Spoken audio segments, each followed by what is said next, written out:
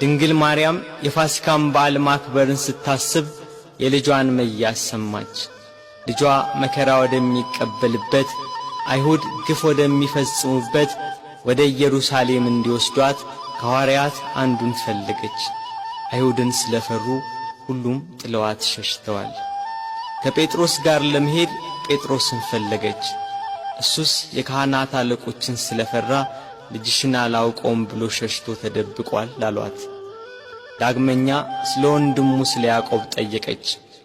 እሱም ሲይዙት ልብሱን ጥሎ ሸሽቷል አሏት። እንድርያስን ፈለገች። እሱስ ከልጅሽ ጋር ወደ ከተማ አልመጣም አሏት። ቶማስም እንዲሁ ሸሽቷል። በርተሎሜዎስን ጠየቀች። ከሁሉ አስቀድሞ ሸሽቷል አሏት። ፊልጶስን ጠየቀች። እሱስ አንድ ጊዜም አልታየም አሏት። ማቴዎስን ጠየቀች። እሱማ ግብር ተቀባይ ስለነበር ከሁሉ ይልቅ ፈርቶ ተሸሽጓል አሏት።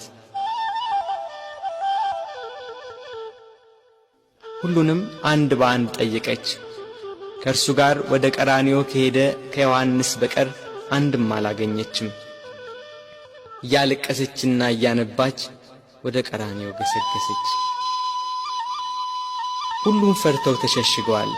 አንድስ እንኳን አብሮት የሚሆነው መከራውን የሚጋራው ባለመኖሩ እኒያ ጸሐፍትና የካህናት አለቆች ይግባኝ ብሎ የሚጠይቃቸው፣ ተዉ ብሎ የሚከለክላቸው፣ በቃችሁ ብሎ የሚያግዳቸው ባለመኖሩ በመድኃኔ ዓለም ላይ መከራና ስቃይ ያበዙበት።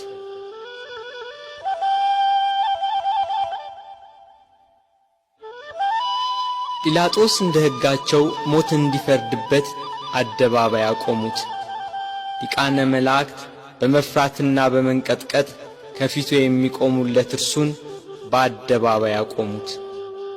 የጌታችን የኢየሱስ ክርስቶስ እናት እመቤታችን ቅድስት ድንግል ማርያም ከእህቷ ከቀሎጵያ ልጅ ከማርያምና ከመግደላዊት ማርያም ጋር ከመስቀሉ አጠገብ ቆማ ሆድን በሚያቃጥል አንጀትን በሚቆራርጥ በጽኑ ሐዘን ታለቅስ ታነባ ነበር።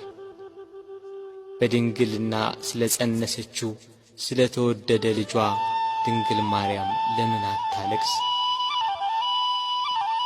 9 ወር ከ5 ቀን በማኅፀኗ ስለ ወሰነችው ልጇ ድንግል ማርያም ለምን አታለቅስ?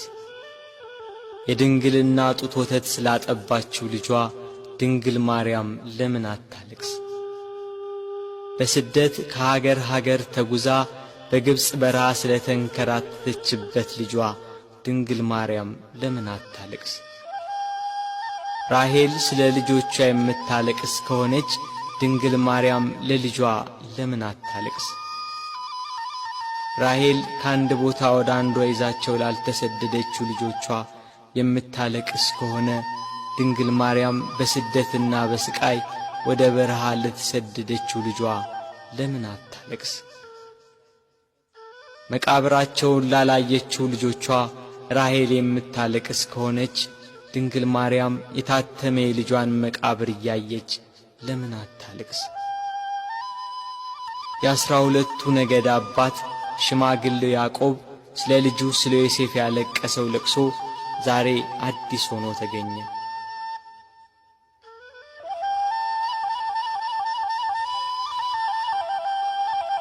ያዕቆብ ልጁ ዮሴፍን ወንድሞቹ ሲያስሩት አላየም።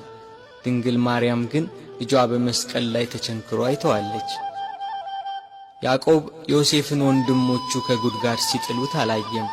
ድንግል ማርያም ግን በአይሁድ አደባባይ ልጇን ተሰቅሎ አይተዋለች። ያዕቆብ ዮሴፍን ልብሱን ገፈው ሲሸጡት አላየም። ድንግል ግን ይሁዳን ለ30 ብር ሸጠው አይታለች። ያዕቆብ በልጁ ደም ሳይሆን የበግ ደም አይቶን ያለቀሰ። መለኮት የተዋሃደው የክርስቶስ ደም ግን ድንግል በምታለቅስበት ጭንጫ ላይ ፈሰሰ። ስለዚህ አለቀሰች። ስለ ተወደደ ልጇ ለምን አታለቅስ?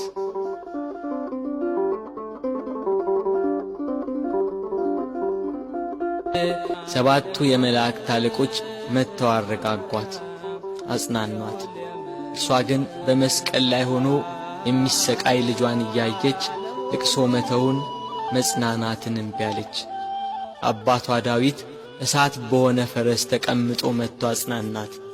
እርሷ ግን ልቅሶ መተውን አልቻለችም። ከወለደችው ጀምሮ ልጄ እያለች በስጋት የኖረች እናት ያሁኑ የልጇ ነገር ግን የመረረ ሆነባት። ልጇን ፊት ለፊት በመስቀል ላይ እያየች እንዴት ብላ ትታገስ? ምንስ ብላ ትጽናና?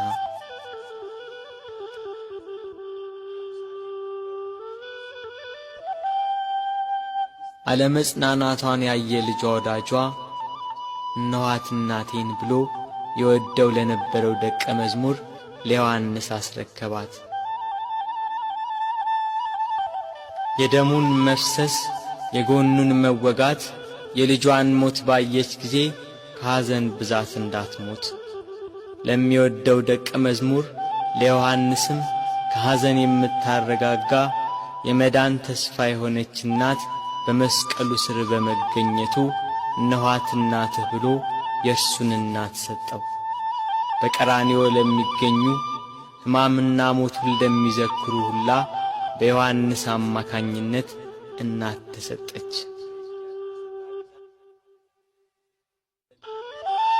ቤት ከገባችም በኋላ መጽናናትና ልቅሶ መተውን አልቻለችም።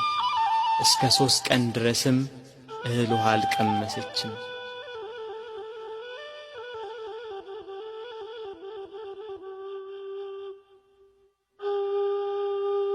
ፀሐይ አናት ላይ ስትደርስ ብርሃኗን ከለከለች። በቀትር ፀሐይ በሚጠነክርበት ሰዓት ኢየሩሳሌምን ጨለማ ወረሳት። ጨረቃም አምላክን በመስቀል ላይ በማየቷ ደም ለበሰች። ከዋክብት ረገፉ። ክርስቶስ በመስቀል ሳለ ትንቢቱ ሁሉ እንደ ተፈጸመ ባየ ጊዜ ተፈጸመ አለ። ነፍሱን ከሥጋው ለየ። አምላክ በሥጋው ሞተ። በነፍሱ የሞተውን አዳምን ለማዳን ክርስቶስ